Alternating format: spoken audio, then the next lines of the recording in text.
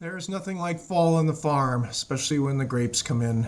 Oh, we have some wine grapes that kind of come in, and at this point we invested in a new strainer, so I thought I'd show it to you. Buy these things on Amazon. They're pretty nice, just a nice little press to help make the grape juice. Can make other things too, but we decided to get one here for the grapes just because it's a lot easier to quick press the grapes out. So I'm kind of just quickly assembling this here. Not that you really need to know how to do it. It comes with a nice set of directions. They're not that expensive to do. This is a couple liters, this one. Just goes together pretty easy. Heck, it's all pretty washable. Has a silicone hose on the end. And then you're ready to go to make some juice. Now, in the kitchen, when we bring in the grapes, sometimes they're kind of a pain. There's some mixed green ones in here. It's getting to be fall. It's the beginning of October. And we're not going to dink around. We just take this all and cook it down in the oven, believe it or not. It's the fastest and simplest way. We can put a lot of grapes in a roaster. It only takes a couple roasters and we can go through a 5-gallon pail. So 2 roasters, 5-gallon pail, cook it down for like 20-25 minutes at 350 and boom.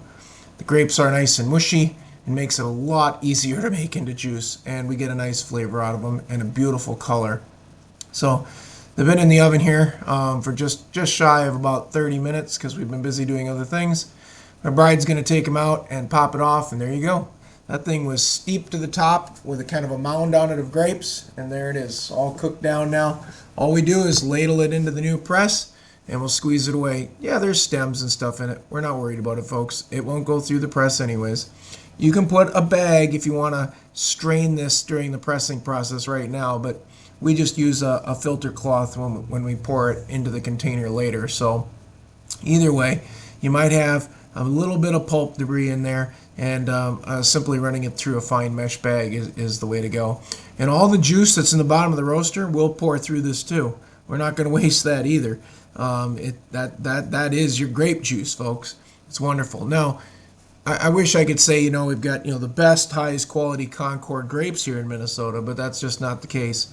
We've got some basically some free hand-me-down grapes from a lady's kind of winery in the backyard as she got older that she didn't want. And the darn things have held up really well in the clay that we have, and we've been able to get them through our deep, cold winters up here.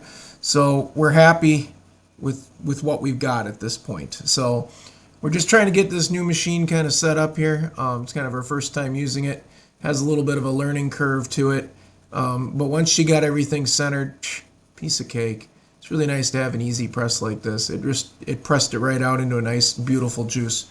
Now, our grapes, again, because they're not, high-end, grapes like you eat in the store that are just, big and lush and sweet, they have a little bit of, tartness to them, even sometimes, depending upon the year, a little bit of bitterness. So we'll add just a little bit of sugar to this, and the sugar we prefer is cane sugar. And then we'll cook that down, and we will can it here. I'll show you our canning method.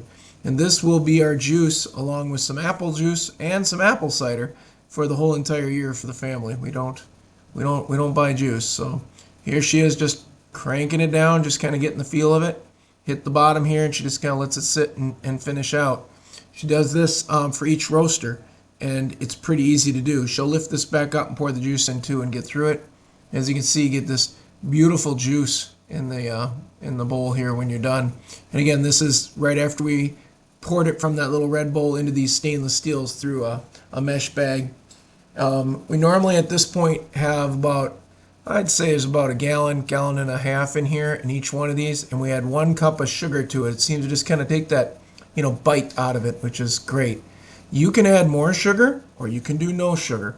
You just gotta kind of, I hate to say, go to taste. This is one of those things where the grapes are cooling down. It's not that hot. Just mix in the sugar and see if you like the taste. And once you get what you want, we bring it over to the cooktop, and we bring this up to a boil for a couple minutes. We boil it for several minutes, and then we jar it. That way it goes into the jars hot, and it's ready for the hot water bath. And the hot water bath is a 10-minute hot water bath in quarts, and it works really well. So here I am. We've got it now just off the stove after we boiled it, and I'm just ladling it into the big quarts. You can use half gallons if you need to, but we kind of like the quart jars for the grape juice. I'm going to go up to about 1/4 of an inch of headspace on the top of this.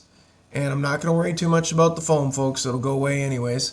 And once I do that, it's lid, ring, and then off to the canner. We're going to hot water process them for 10 minutes. And then when they're done with that, we're going to lift them out and let them cool. They do really well. They store really nicely. I've had these store for several years, and they come out with still a great flavor. It's a beautiful juice. It's all natural, especially if you're using a nice, organic cane sugar to it, just to take that little bite off. It's very healthy and enjoyable. You crack one of these open, pour it over a couple ice cubes. It's just absolutely delicious. I love it, folks. I appreciate you liking and watching and supporting our channel as we show you our fall processing. Check out our channel if you want to see how we've done the apples. Just go under the channel and search apples, or look at our playlist with our recipes on it, and you can see some of our neat things we've done.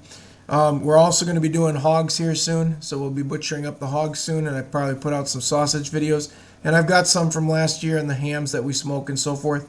And hey, it's not far from November, and the kids are itching. The bows are out, crossbows are out, and rifle season's right around the corner. Hopefully we can bag some deer. So follow on, like, subscribe, and we appreciate it if you watch our family as we continue farming, homesteading, and having family thoughts. Thanks.